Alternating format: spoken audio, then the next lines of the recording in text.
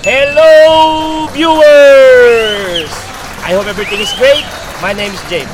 Today we're going to show you inside the everything is awesome place, LEGOLand Dubai!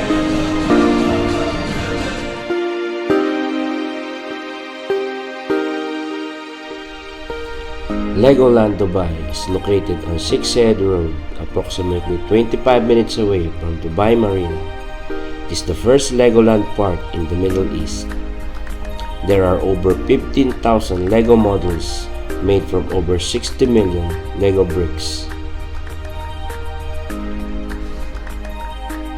As we entered the mini-land, we were amazed with the miniature models of different landmarks and structures around the world. Located at the heart of LEGOLand Dubai, it features recreations at magnificent mileposts such as the 7-star Hotel Burj Al Arab, the Great Pyramids of Giza, the ancient city of Petra, the Hanging Garden of Babylon, the Dera Clock Roundabout, and Sparta Arena, to name a few.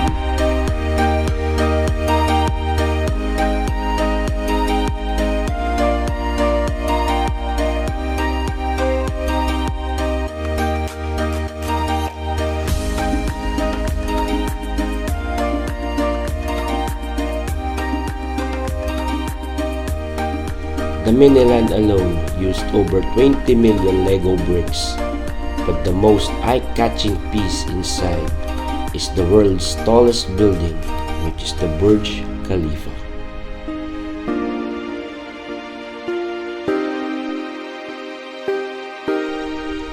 The park also provides a variety of rides and activities.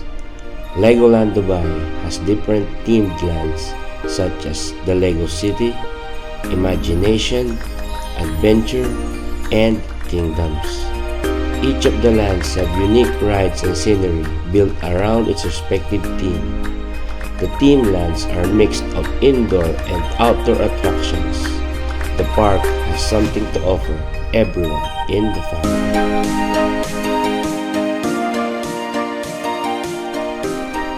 In the Adventure theme land, we tried the wave racers.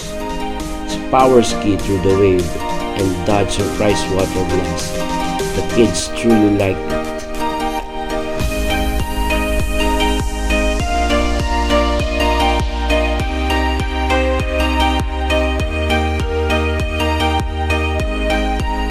After the wave racer, we went to Imagination Teamland and went to LEGO Studios 4D. Its film is currently featuring the LEGO City Officer in Pursuit. The 4D movie films has special effects including smoke, lights, and water sprays. We were required to wear 3D glass to fully enjoy the show.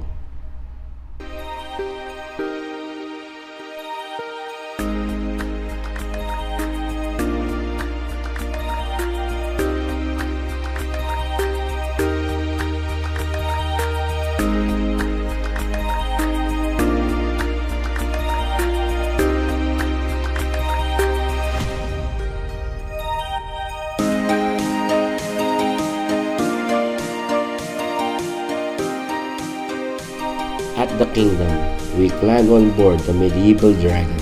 It is a fast-moving roller coaster, which is not for the weak-hearted, as the rider really needs to be able to brace against the forces of the ride. We have encountered twists and turns with a view of life behind the scenes built with hundreds of LEGO models in the enchanted King's Castle, where the dragon is situated.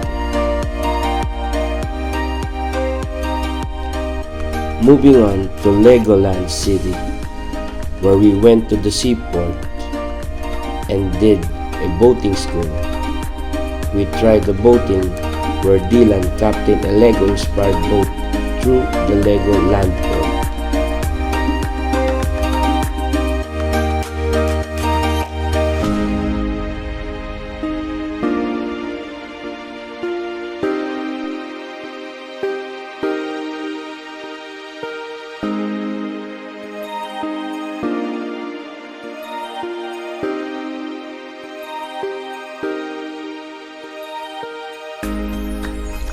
LEGOLand Dubai is truly an everything is awesome place for the whole family. But of course, this video is not enough to show the fun-filled adventure that we experience. You have to visit LEGOLand Dubai to feel the awesomeness for yourself. If you like this video and somewhat inspired you, made you feel good, and you have felt Legoland, please don't forget to subscribe and share in this button below. Subscribe, share, and like. Yeah.